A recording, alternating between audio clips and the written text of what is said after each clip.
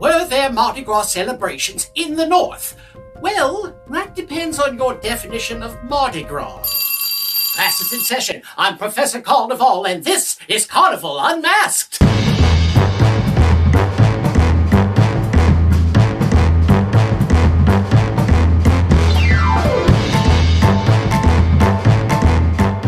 If you've been to my channel before, welcome back. If this is your first time, I'm Professor Carnival. For the past 30 years, I've been a carnival historian and reporter on New Orleans television. I'm also the star of the Professor Carnival stage show, and in 2021, I was named as a culture bearer for the city of New Orleans by mayoral proclamation. I love all things Carnival, Mardi Gras, and New Orleans, even when New Orleans isn't really involved, like our subject for today. It can be argued that the national fascination with New Orleans Carnival and Mardi Gras was helped tremendously by the historic tour of the Grand Duke Alexis of Russia in 1872. It was to honor his visit to New Orleans that the School of Design, now called the Rex Organization, was formed. But New Orleans wasn't the Grand Duke's only stop. Days before coming to New Orleans, he stopped over in Memphis, Tennessee for a grand ball in his honor. Records show that Memphis also celebrated their first Mardi Gras that year, 11 days after the Grand Duke's departure. Over 20,000 revelers attended, a big number for a city of just 40,000. City leaders saw this as a way to recover from the Civil War and Restoration. The driving force was Colton Green, a Confederate general who had made his fortune in insurance and banking. There were three main crews in Memphis, the Mystic Memphi, who organized the celebrations, and the crews of Momus and Ulks. Outbreaks of yellow fever, the dissolution of the Mystic Memphi, and most importantly, the death of Colton Green in 1900 reduced Memphis to their final parade in 1901.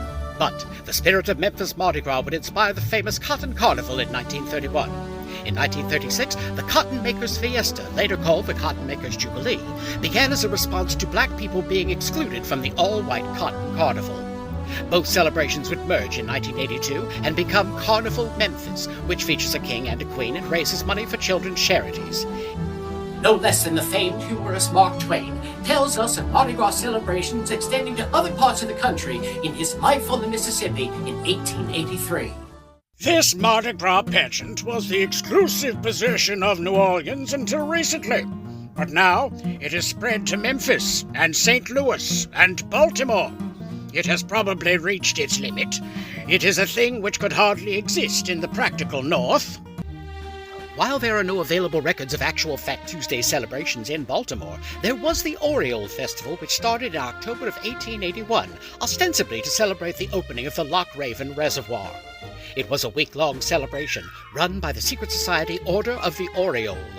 Their first parade was designed by T.C. De Leon, a New Orleans float designer and author who did parades for cities around the country. As with Comus in New Orleans, the parades were held at night. From 1881 to 1883, the Order decorated the city, produced parades, and held masked costume balls. In 1883, they produced their most lavish parade of 42 horse-drawn tableau floats illustrating wildly fanciful theories about the lost continent of Atlantis. While the Order of the Orioles may not have technically been a Mardi Gras parade happening in September and October, there may be a good reason why Twain termed it as such. As the manager of Mobile Carnival, the noted author and playwright T.C. De Leon explained in his book Creole Carnivals.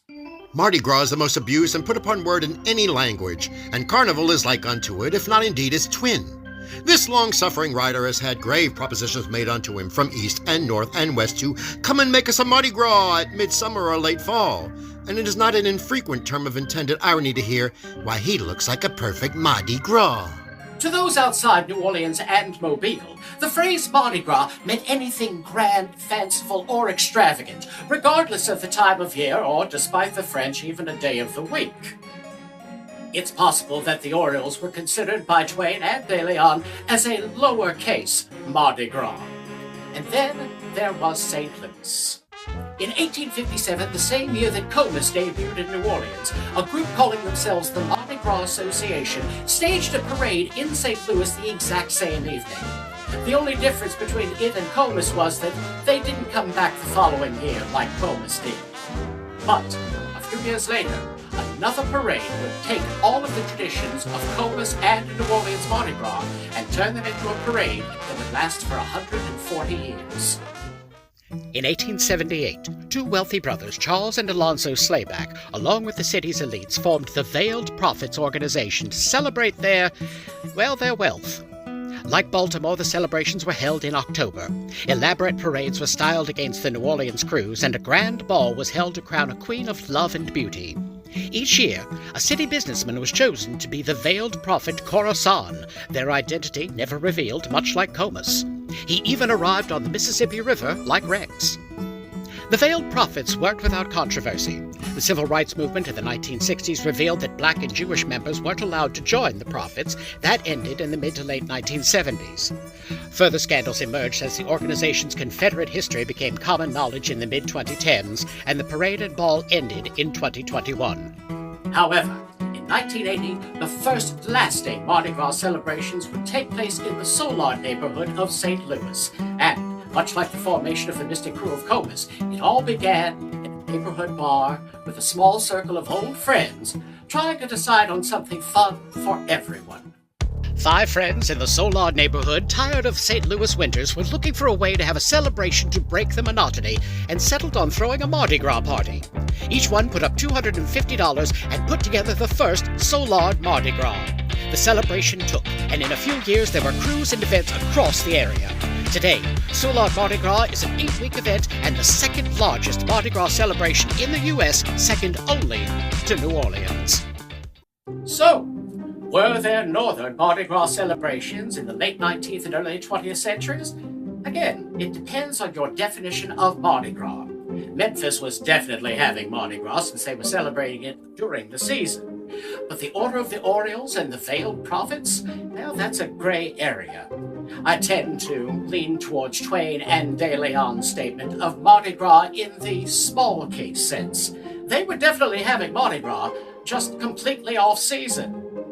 The Mardi Gras of Memphis, Baltimore, and St. Louis, a contextual part of our carnival heritage. Class dismissed. Your homework is to like and share this video and follow me on all your social media. On Facebook, YouTube, Blue Sky, and X at Prof Carnival, and on Instagram and TikTok at Prof Carnival 1996. See you soon!